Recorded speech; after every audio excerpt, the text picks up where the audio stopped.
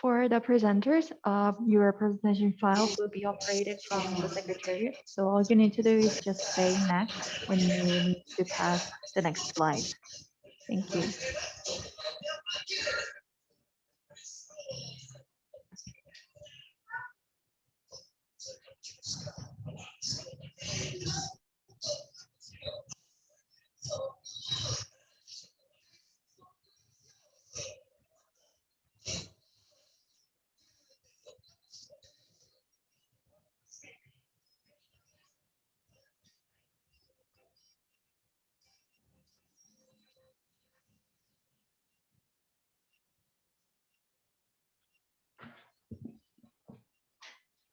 Okay, well, distinguished guests and ladies and gentlemen, we will now kick off our third event of AIW On Air with theme of climate change and water.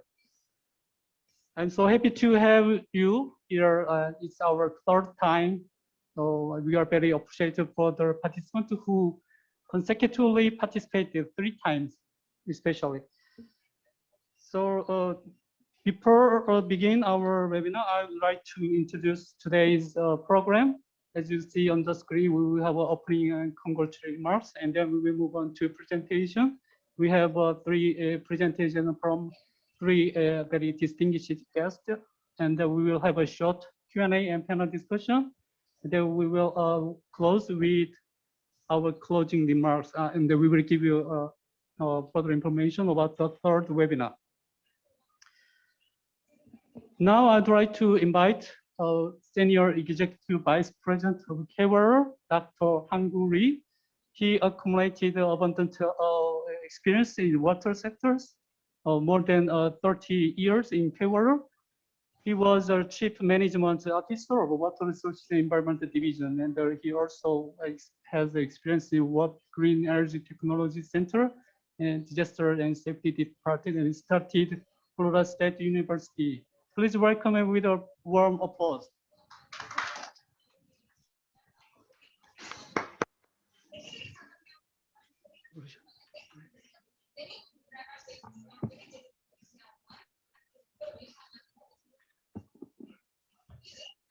Good afternoon. I'm Han-koo, Senior Executive Vice President of K-Water.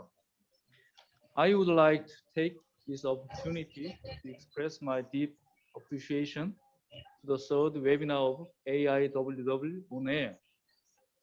My appreciation further stretches to Professor Mukand Babel from Asian Institute of Technology, Director German Velasquez from Green Climate Fund, Deputy Director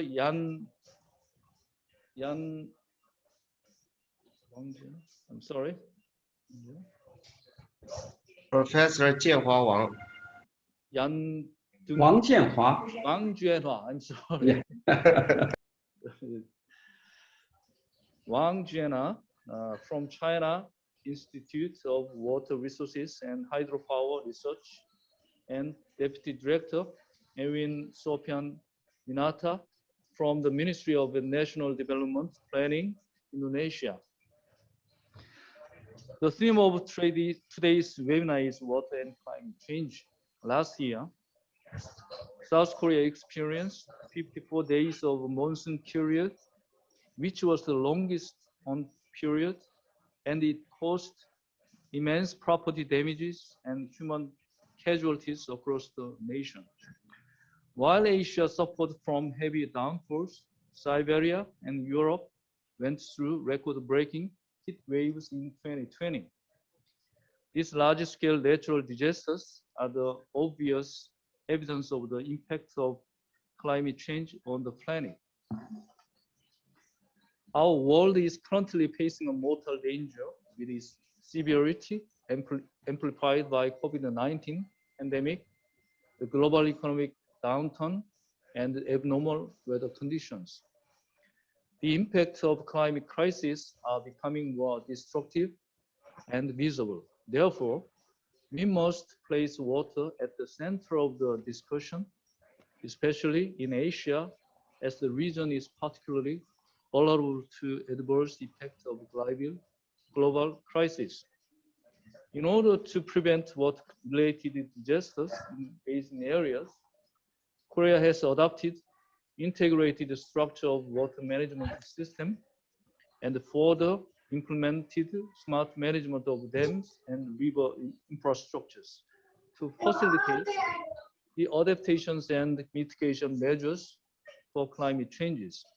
Therefore, I sincerely hope that today's webinar under the theme of water and climate change initiate insightful and fruitful discussion between experts on the direction of water management amidst climate change, uncertainty reductions, and practical solutions to increase resilience through advanced water infrastructure. Once again, I extend my gratitude to all of you for joining us today and organizing this meaningful event. Thank you. Thank you, Dr. Lee, for your meaningful remarks. We have another special guest from China, Institute of Water Research and Hydropower Research, who will deliver our congratulatory remarks. He is Vice President of China Institute of Water Resources and Hydropower Research. He has expertise in water resources and planning and management. He has many research experiences, water cycle and comprehensive water saving and water ecological protections, and so on. Please welcome him with a warm applause. Okay, thank you. Dear colleagues, friends, ladies and gentlemen, good afternoon. It's given me great pleasure to be invited to today's on-air seminar on water and climate change as warm-up session of the second Asian International Work Week. My name is Wang Jianhua, Vice President of China Institute of Water Resource and Hydropower Research. And I'm very honored to be served as the co-chair of the Special Committee on Water and Climate Change. As we know, water and climate are very important natural elements that are pivotal to human survival.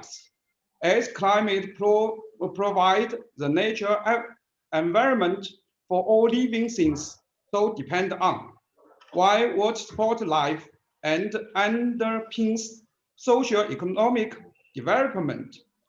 These two elements are closely intertwined with each other and affecting each other in a profound way.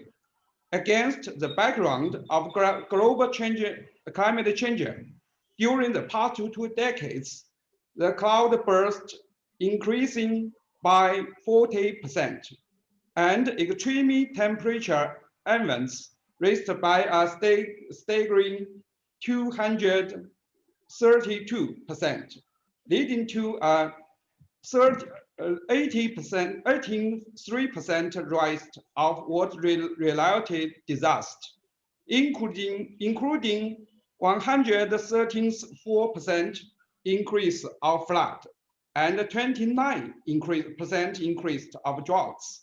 It is predicted that such tendency will continue and hereby impose the huge stress on crop yields, water and energy supply, water infrastructure management, and environment sustainability.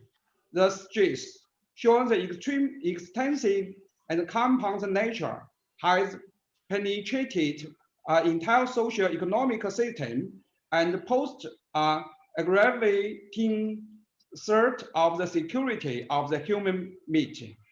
It is estimated that by 2050, 3.5 to 4.5 billion people will be living with limited water supply, with 70% of them in Asia. Asia countries are the center of those threats. To effect cope with the adverse impact of climate change, we need to improve the ability of water resource to climate change through scientific approaches. On the basis of make reasonable and reliable water security, evaluation, prediction, we can better address the weak links are in the water infrastructure development and management, promote the smart and integrated water management, improve the ability of water resource regulation mechanism, and seek efficient solution by enhanced international cooperation from multidisciplinary and cross-sector perspective.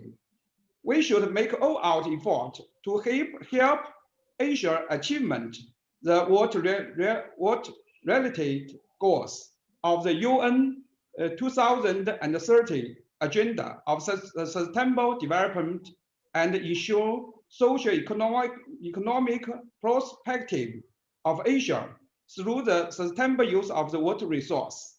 It's our common belief that with mutual respect of mutual trust, we can together build a safe, stable, prosperous, open, inclusive, and innovative Asia.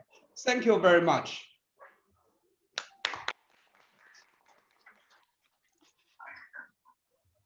Thank you for your insightful remarks, congratulatory remarks. So now I'd like to invite Dr. Mukand Babel as a moderator for this panel discussion. He's a professor of Asian Institute of Technology. He also acts as a chair of Asia World Council Special Committee. He is major. He is in various experience in water, energy, and management, and specializing in hydrologic and water resources modeling, and so on. So now, Professor Babel, take the floor, please. Okay, thank you. Thank you very much for this brief intro. This particular webinar on water and climate change, the importance of this webinar is already mentioned by the speakers before me, so I would not repeat that, but I would like to inform you that we have three very interesting presentations lined up, and I request the presenters to present their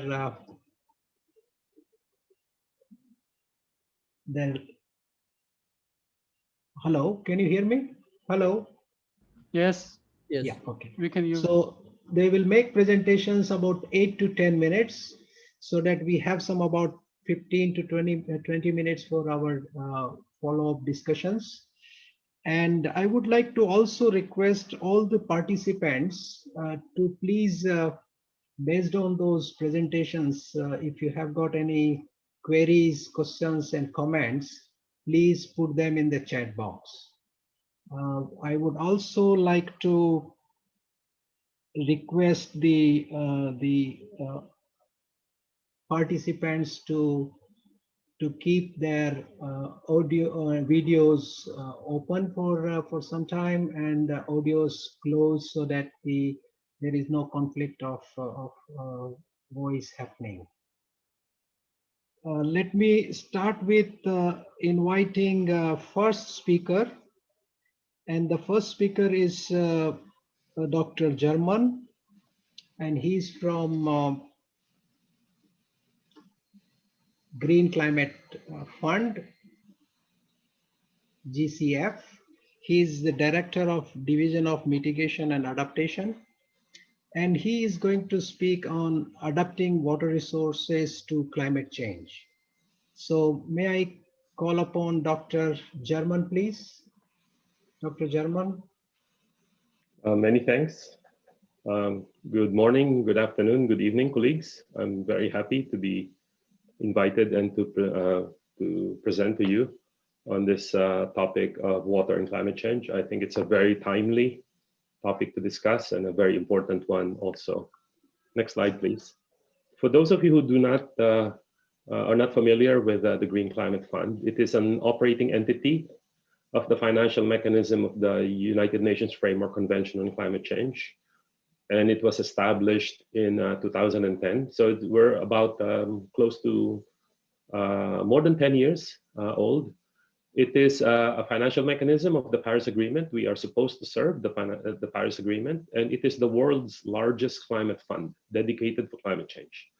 It is mandated to support developing countries to raise and realize their what we call national determined contributions, NDC, ambitions towards low emissions, that's the mitigation part, and climate resilient, that's the adaptation part, pathways. Next slide, please. Just an overview of what we do. We provide funding, basically. This is what we do. We have 173 approved projects serving 121 countries. We have allocated so far $8.4 billion US, with $21.9 billion of co-financing, or total of more than $30 billion of total project finance. We have about 122 of these projects under implementation, which is about 5 billion of GCF funding.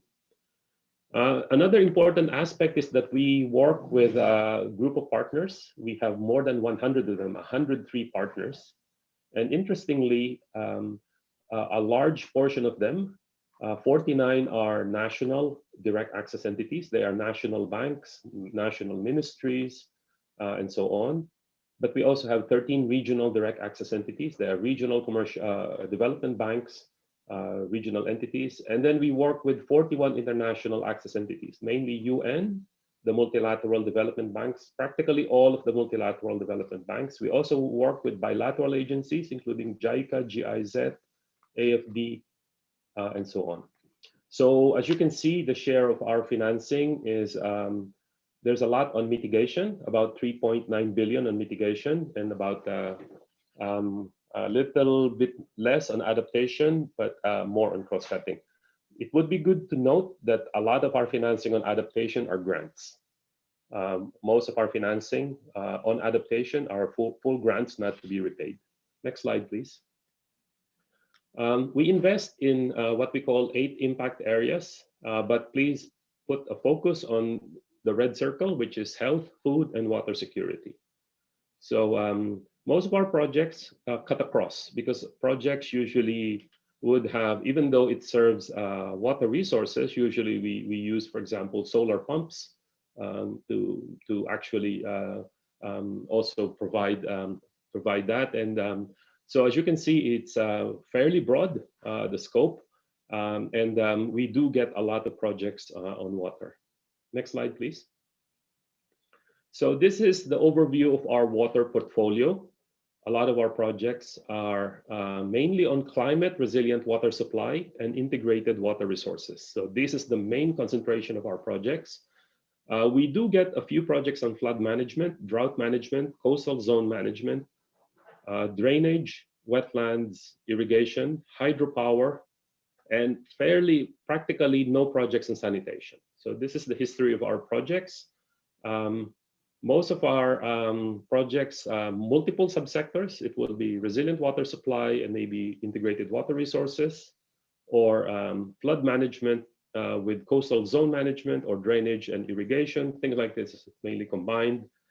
There's always multiple components of both enabling environment, actual interventions, actual investments, and we do invest both in soft and hard investments and capacity building. So I'm going to focus on one topic because it's quite a broad topic for us, and we do have a broad range of issues. I'm going to focus on one topic, water scarcity due to climate change. And it's particularly important because, as you know, we could work on this topic on both sides, both demand management and supply management.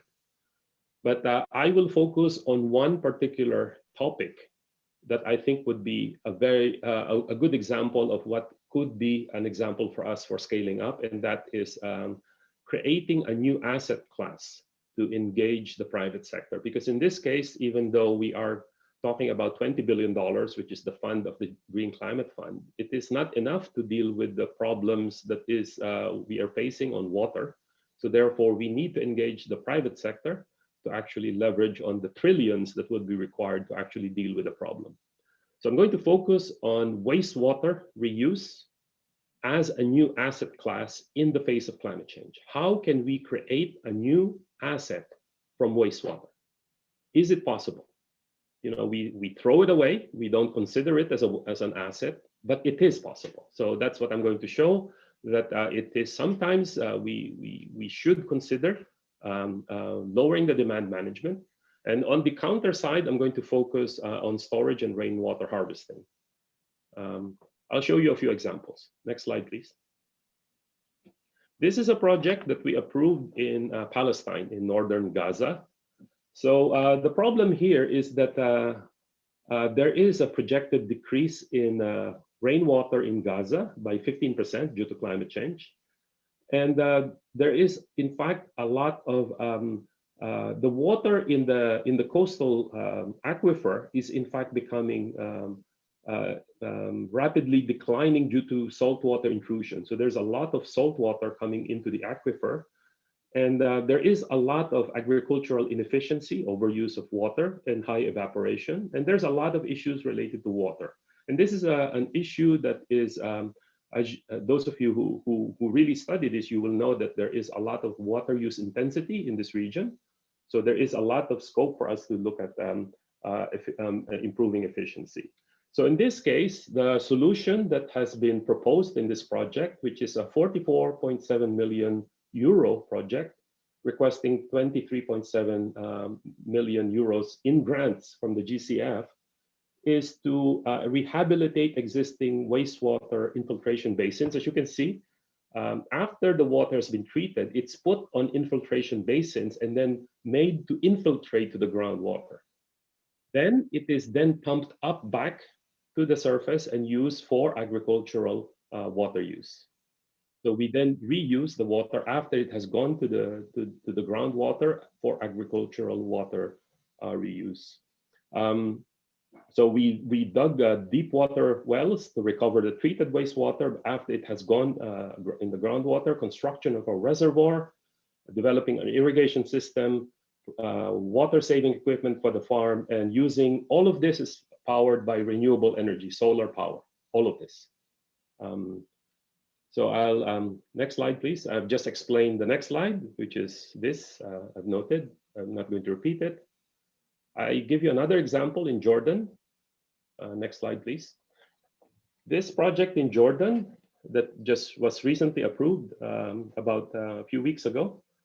Again, it's a project by which deals with water constraints, and it is $33 million project that requested $25 million from the GCF, all in grants. Now, if you go to the next slide, please.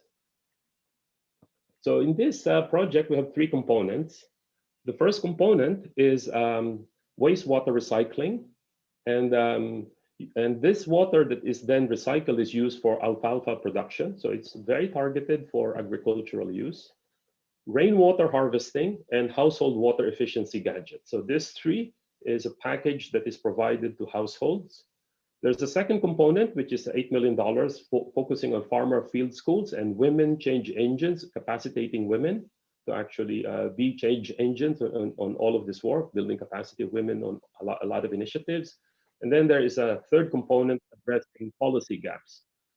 Now, there is something that is not complete in these projects. And because I began the talk by saying that it can be a new asset class. It cannot be a new asset class if it's all provided in grants. So you're asking, how can then this be taken up by the private sector?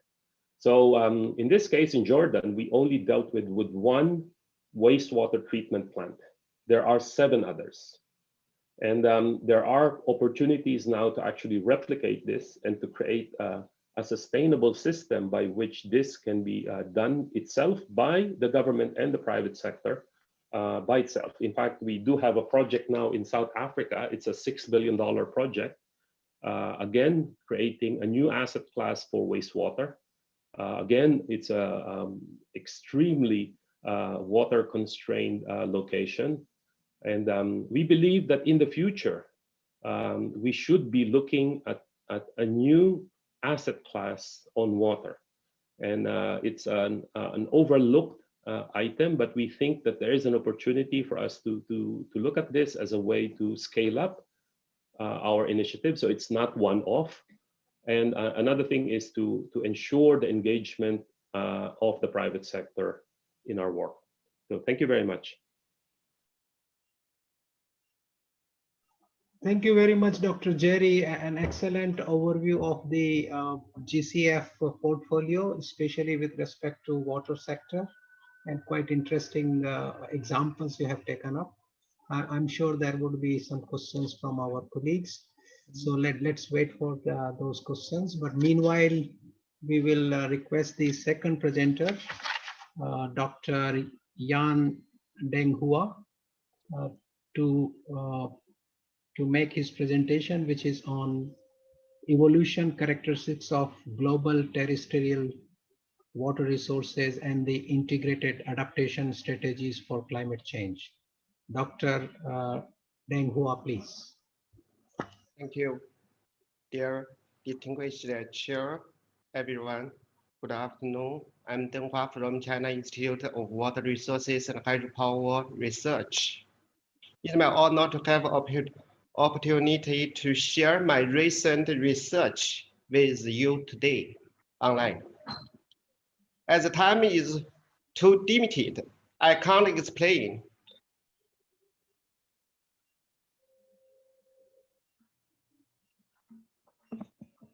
So what I can do is to explain the outline of my research. I will share my slides with you. My topic is the evolution characteristics of global terrestrial water resources and integrated adaptation strategy for climate change. Next. The presentation mainly contains 3 parts. Next. First of all, something about related to the research background. As we all know, climate change and home activities significantly affect the global terrestrial water cycle, which directly affect the availability, controllability, and renewability of water resources, as well as their total amount, composition, and distribution. Next. The question have widely concerned by the international community and researchers. It's the hot topic for the social and sustainable development. Next. This research mainly focused on 2 purposes. One is to unveil the evolution characteristics of global terrestrial surface water resources. And the next is to propose the climate adaptation strategies in typical area, in typical regions. Next. There are three key scientific issues of this study. How to, next.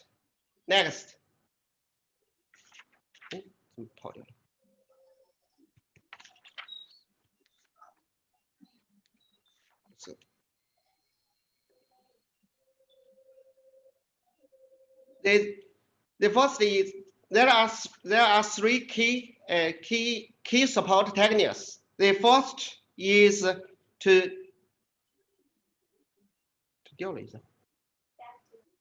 go back. Yeah. Great. Next. Yeah. Grading and coding technique technology of global river networks and water resources zones. Next.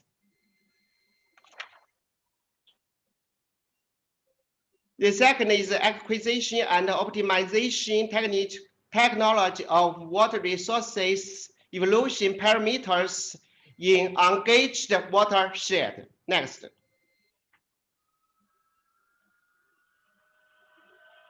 The third is global climate change, climatic, ecological, hydrological comprehensive zoning technology, which integrated with next.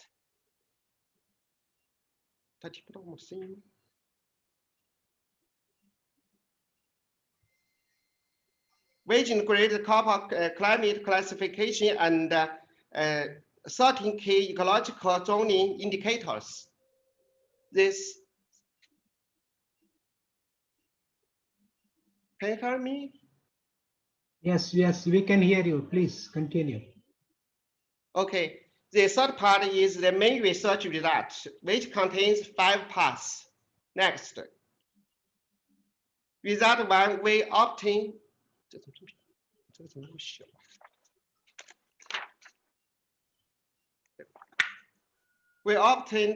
and released the world's first high precision data set of level 1, first to fourth river network and water resources zones, attracting wide international attention. Its data accuracy was 74% higher than the HDMA river network data released by USGS. Our paper published on the scientific data of Nature have been downloaded more than 10,000 times, about 22 times per day. Next. Also, we collected and verified global population and water withdrawal data, improving the data accuracy of World Bank and FAO and so on. The data sets are from 1960 to 2007 in 214 countries. Next.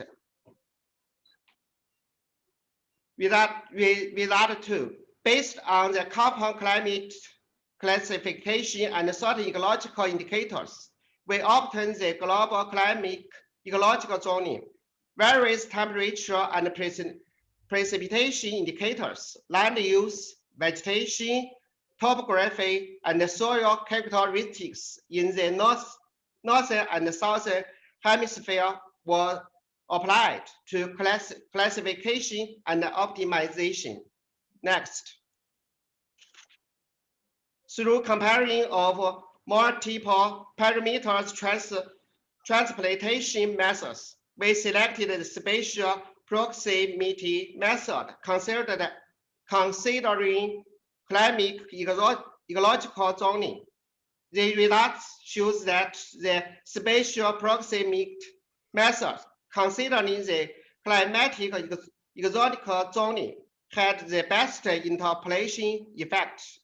Areas with large water production coefficients were mainly distributed in Southwest China, South Asia, West Coast of North America, Amazon Basin of South America, and Southern Europe.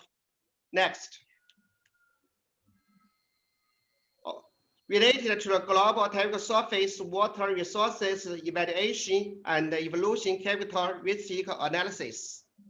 The spatial distribution shows an increasing and decreasing trend, accounted for about 45% and 54% respectively. The amount of surface water resources near the equal has changed significantly. Next. Also, significant differences have been seen in the temporal evolution of terrestrial surface water resources crossing continents in what? At 95% confidence, the surface water resources in North America and Africa and global surface water resources showed a significant downward trend. Next. The evaluation results of this study are basically consistent with existing international research results on global and continental scales. Our calculation shows that the global surface water resources are about 41 trillion cubic meters. Next. Compared with data from FAO and other international organizations, the findings of this study can better reflect the law of fluctuations in water resources. We randomly selected 18 countries on 6 continents for accuracy verification. The calculation results of most countries were consistent with the FAO data. Next. Africa, North America, South America, Oceania, and the global total surface water resources shows over various time verifying characteristics. Next. About the adaptive management countermeasures in typical regions. For development and utilization degree of global water resources, North China, Southwest Asia, Southern Europe, and parts of Central and West America have high water resources exploitation and utilization rates. In most parts of Europe and part of North America, the development and utilization rate of surface water resources shows a downward trend, while that in part of North China and West Asia shows an upward trend. Next. Due to the global population increase and socioeconomic development, global water consumption still shows a steady growth trend. The global surface water resources are unevenly distributed, coupled with the impact of climate change, resulting in large differences in regional water resources pressure. The population and water withdrawal in most developed countries still show obvious increasing trend, and the situation of water resources is not optimistic. With high water resources utilization efficiency and reducing population, the total water withdrawal in some developed countries have been declining from the peak. Next. In water resources over exploitation zones, it should improve water resources utilization efficiency and benefits. The corresponding countermeasures are control cities, adjust the agricultural planting structure and optimize the allocation of water resources, adjust economic structure and industrial layout to reduce water consumption and pollution projects, make full use of unconventional water resources. Next. In water resources exploitation zone and crossing regional cooperation zone, it needs to strengthen local water resources exploitation and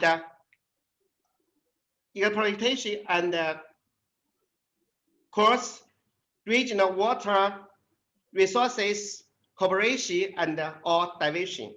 Their adaptation strategies are for develop local water resources and water saving. Implement regional water transfer, accurately assess the natural environment impacts, formulate and implement effective measures to eliminate the impacts, stressing international coordination and cooperation in some areas such as river technology, politics, laws, economic, and environment, Dr. Denghua, please, conclude, please. Yeah, that's all. Thank you.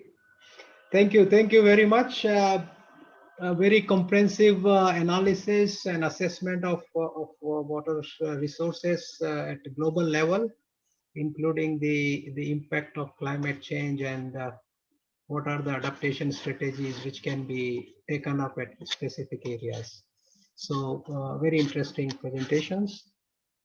Please write your questions, comments on the chat box, and we would take up them after the presentations. So let me move to the third presentation of today's webinar, which is by Mr.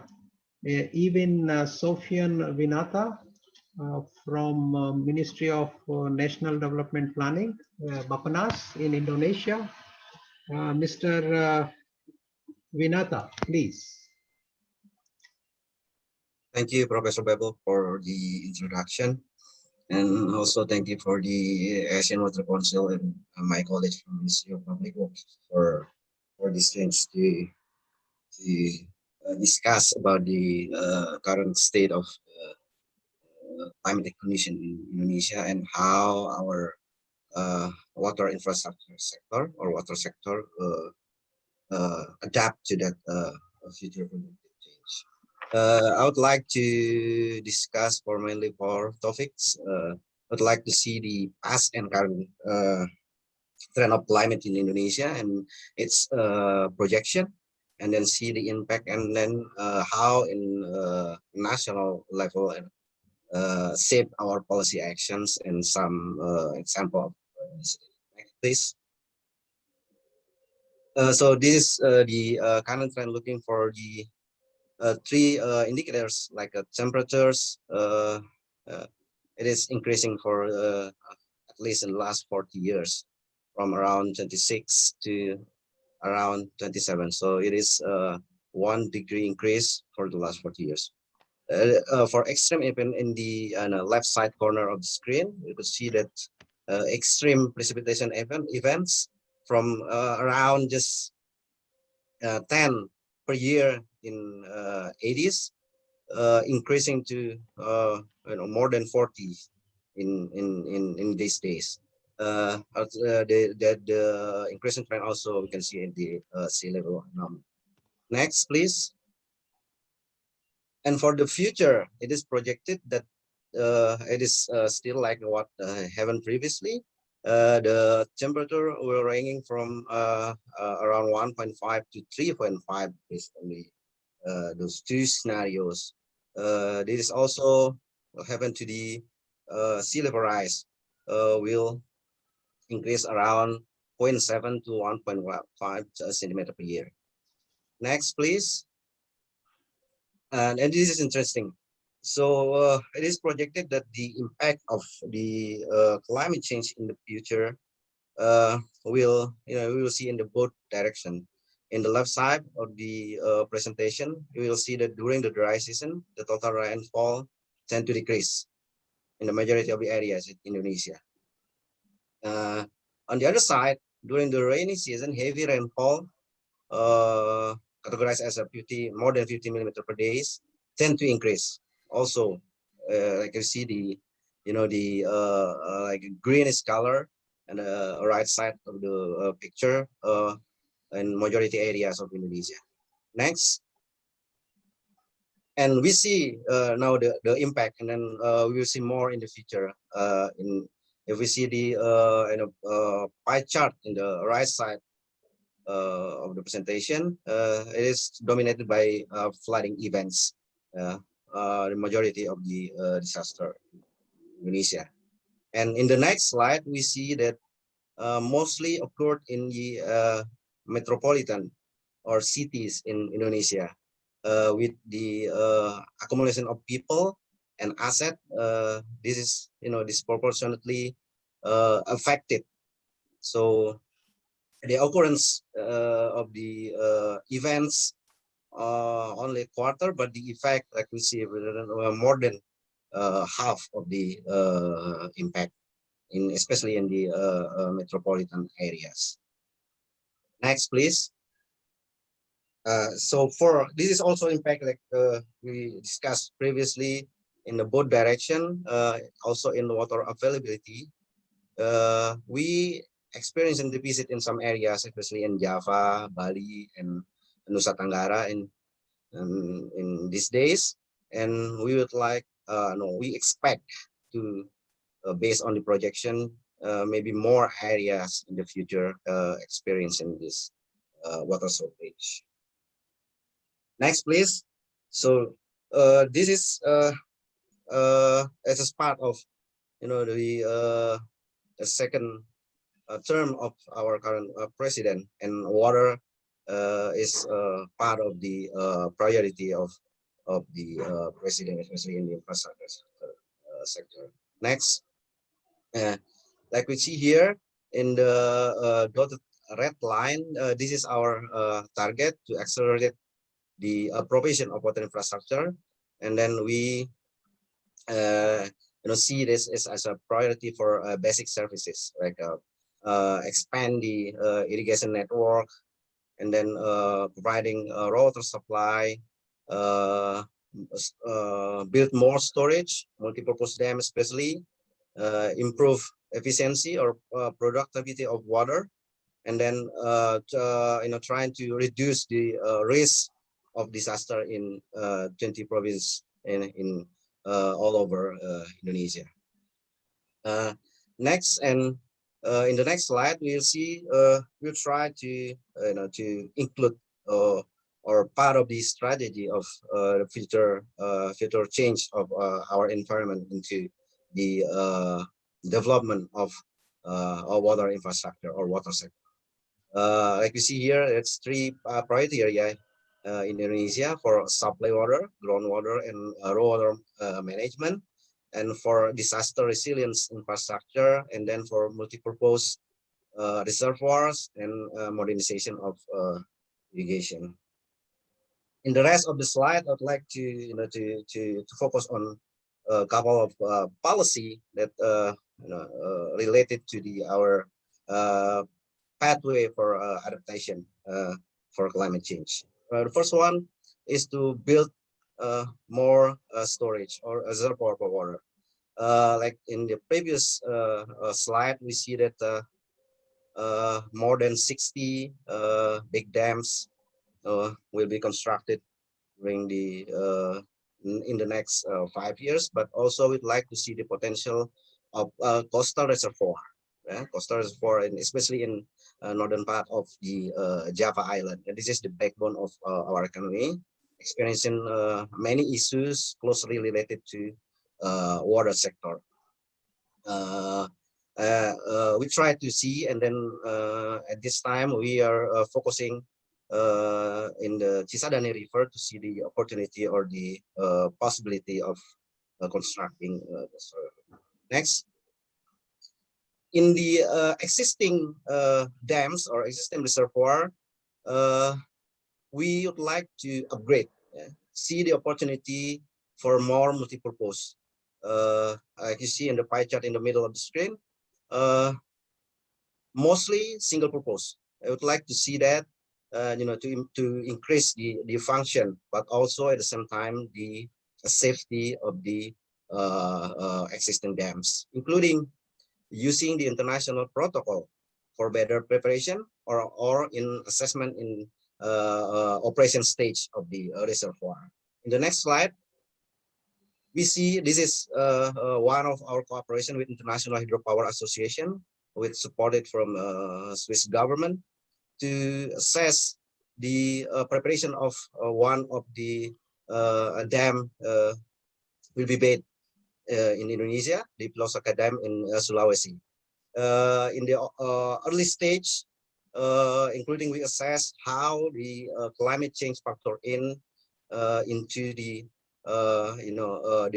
hydrology analysis of the preparation of the dam.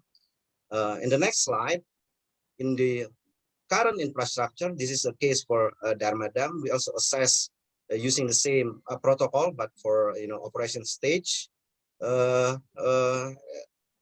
we see there's around 20 indicators that we assess, and then one of them is the climate change, to see whether the climate change have already included into the analysis or the operation of the dam. And we know, like in the pie chart, it's still some innovation or intervention could be take to improve the operation with regard to the climate change. At the same time, the impact, this is based on our cooperation with the ITV. There's a future change in the waters, the supply of the dam, this dam, the Dharma Dam. The blue line, you see this, the the current inflow, and then the orange one, it is the project change. This means that the current operation and procedure for the reservoir need to be adjusted. And next one, for the water-related disaster, we'd like to also to improve the management of the flood risk.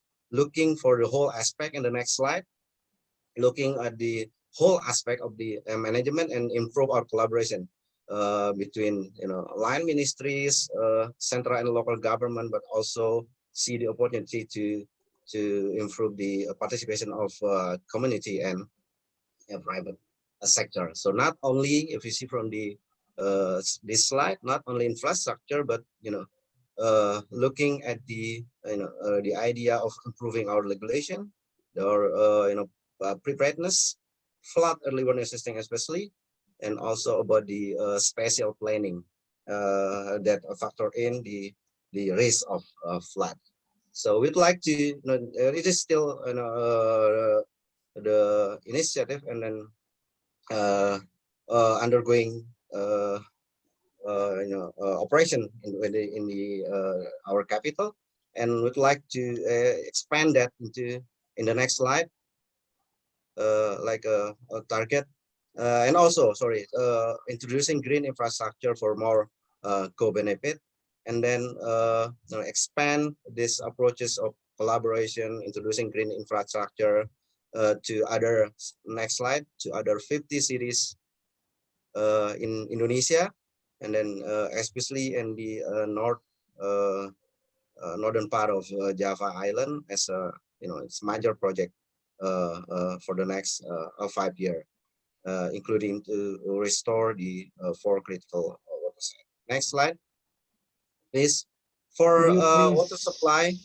Could you please complete your presentation? Thank you. And the other idea is 1 minute, Dr. Babel, if you mind. You already exceeded 2 minutes. So. Oh, thank you. And then others is try to improve water productivity in irrigation by looking at the opportunity of changing the land use to others, and then there's opportunity of current operation to shift that into other purposes. And maybe the next slide, please. And next, yes, for previous. And the last one's about promoting technology to inform decision. This is our initiative, collaboration with the private sector to provide a system that farmer can monitor the changes of the weather condition and soil condition, and would like to expand that for more a system for the whole system of water infrastructure in the next slide, into a smart water. Thank you, Dr. Babel. Thank you very much, Mr. Winata, giving us a quick overview of the climate trends, past and future. Then, especially more important is the actions, the policy actions and initiatives taken by the Indonesian government. Now, I would like to invite Ms. Kuan Yu as a panelist to reflect on these 3 presentations in about 2 to 3 minutes. before we take the questions from the chat box. Dr. Yu, please. Thank you, Professor Babel. And hello, everyone. I'm Yu Qian from IWHR China. Firstly, thank you three presenters for your great and informative presentations that I learned a lot. Well, as both Dr. Yan and Mr. Winata have mentioned, that climate change has indeed profound impacts on our daily lives by increasing the frequency of extreme precipitation events, storm surge events, and temperature rise, which would increase the risks of floods and water scarcity and other water problems. Well, for the first part of floods, in China, flood and geological disasters were the main causes for deaths, missing people, and direct economic losses in 2019, which is similar to that in Indonesia, as Mr. Winata introduced. In addition, we are also facing to the rapid urbanization rate. Hence, under these dual impacts, the urban pluvial flooding disasters in China are increasingly serious. So the Chinese government made a lot of efforts to accommodate the increasing extreme rainfall events, such as sponge city construction by constructing low impact developments, LID, or green infrastructure, GI. As you may know that LID or GI is a kind of resilient solution and have significant comprehensive benefits, and they are more adapted to climate change. Well, as Mr. Winata has also introduced that Indonesia government also plan to construct a GI for more co-benefits, and seems we are trying the same solution. Well, second, in terms of water resources, according to Dr. Yan's speech, there is large differences in regional water resources pressure. In addition, the population in both most underdeveloped countries still show obvious and increasing trend. So one of the countermeasures to solve this water scarcity problem is to make full use of unconventional water resources. For this aspect, Dr. Velasquez provides us good ideas by sharing two cases to address this problem through rainwater harvesting and wastewater recycling. In China, in Hebei province, we are also faced with the water scarcity problems. We are planning to reuse the wastewater for the river flow in a new planned urban area. Okay, in the last, I think I want to say that we should strengthen the international collaborations and share our technology and good cases. Through that, we can find the suitable measures that is customized to local social economic status, climate and topographic conditions, and find the best way to adapt to climate change in the future and in our own country. That's all. Thank you, Professor. Thank you very much. Very nice summary of three presentations you have made. We will take up some questions from the chat box, although we are beyond our allocated time, but I would still prefer to take few questions. I'm sure the organizers would agree to my suggestion here. So let me start with, there are some very interesting questions, and I also see the response from the presenters coming up. Let me take one question which was raised by Professor Ewin, saying that these projections, the precipitation, this question is to Mr. Winata, that this projected precipitation have been from GCM or RCM. Winata, would you like to respond? Thank you for the question. The projection or the model was conducted by our college in meteorological agency in Indonesia, and it's based on regional model. Okay, there is another question to you, that do you have detailed plans to implement your policy mentioned regarding your green infrastructure? One of the policies you mentioned. Do you have a detailed plans in place now? Yeah. Well, actually, the local government and some in some area in Indonesia have promoted or try to introduce the green infrastructure in their development, such as Jakarta with more park that's sometimes can be used as water supply or water recharge water to the ground. And in other area in Indonesia, we also introducing like many rainwater harvesting piloting. In the national level, we are now formulating a national waste management strategy and program that will collaborate all the ideas and open or drive more experience from other countries that have more, especially like in European region or many media or neighbors countries such as Australia, and to form like a national program. That's for the plan. Hello. Yes, thank you very much. There is a question from Regi Gabales, and the question is, impacts of COVID-19 pandemic is almost similar to climate change issue in water.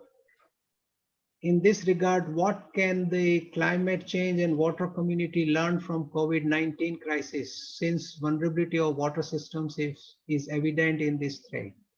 I'd like to request Dr. German to respond. Many thanks. They are quite interrelated. In fact, we released a paper stating that at the moment we are either at a tipping point or a turning point, because a lot of countries are investing in their COVID recovery, and they could either also tackle climate change issues or actually make it worse.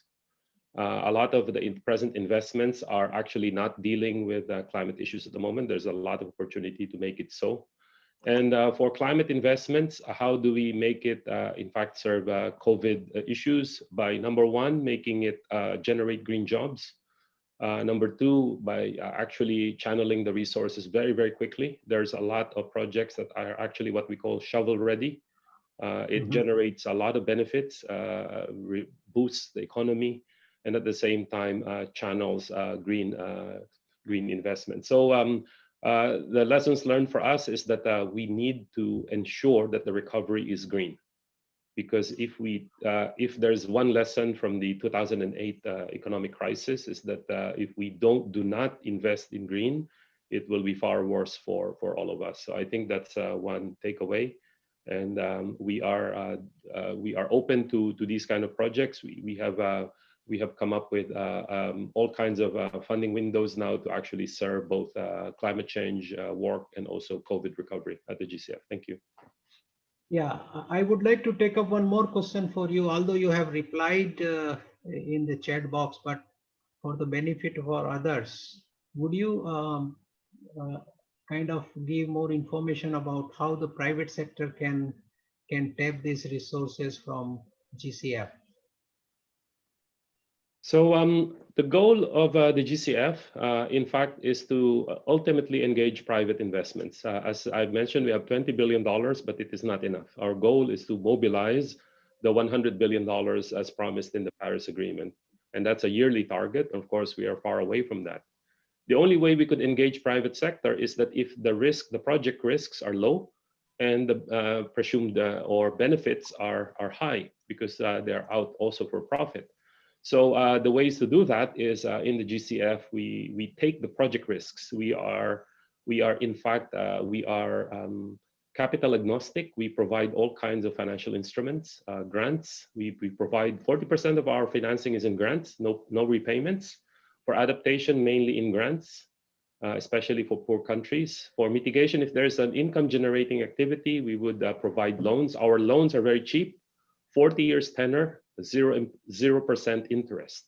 So it's practically a grant. We provide guarantees and equity. Our goal is to take the risk from the private sector, make the deal viable without distorting the market, because what we don't want is to crowd out other private sector. by doing so. So that's our goal. The second goal, of course, is to provide benefits. So we do provide results-based payments, so to incentivize. So one is to take out the risks. The second is to provide incentives. Half of our financing are for private sector. You could either able to access our financing by getting accredited or working through our more than 120 partners that are accredited. And the list is in the link I provided in the chat box. Thank you. Thank you very much.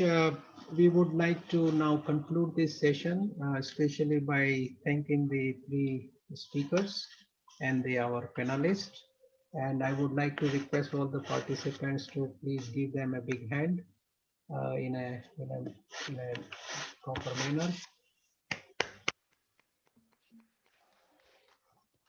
With that, let me bring back to the organizers for the next item in the agenda. Thank you, Professor Babel, for your moderating and the panelists and the participants.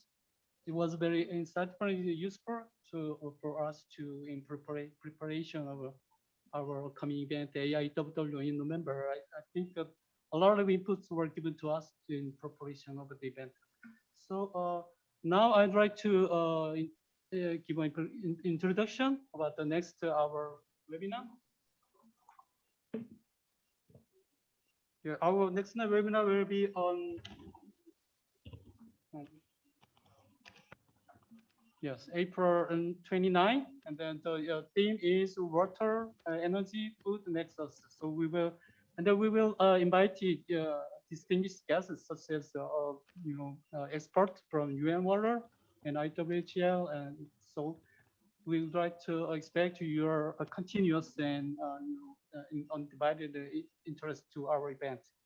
As a final, I'd like to invite again our Senior Executive Vice President, Han-koo, Dr. Han-koo for his closing remarks.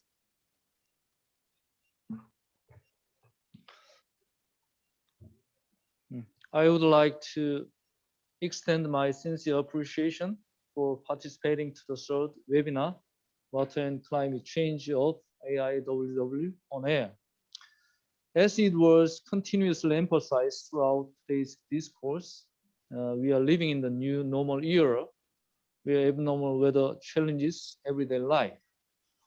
We are asked to cooperate and respond to current conditions together by sharing best practice, experience, and technologies, application of smart water management, systematization of river basin management, and increasing resilience of water infrastructures to respond to climate change are some areas that the international society can collaborate. It is my firm belief that today's competent and constructive discussion can act as a platform to achieve 2030 agenda and the successful opening of the second Asia International Water Week.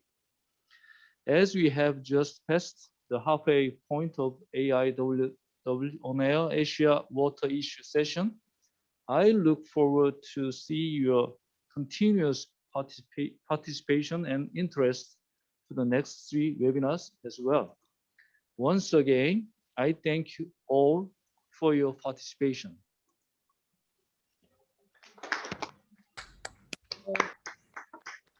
Of the participants to commemorate today's event for participation. We would like to request you pose yourself on the screen, waving your hand, and we will take pictures for this event, and then we will close this event. Please wave your hands and smile. Okay. Okay, thank you, thank you.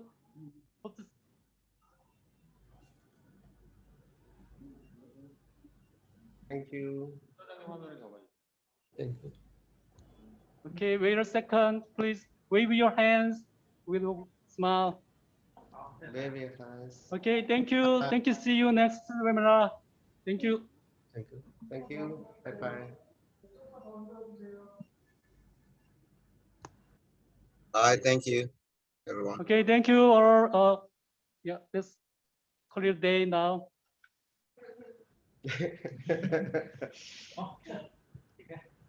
可以了。Thank you. See you. See you. Bye bye. Thank you so much. Thank you.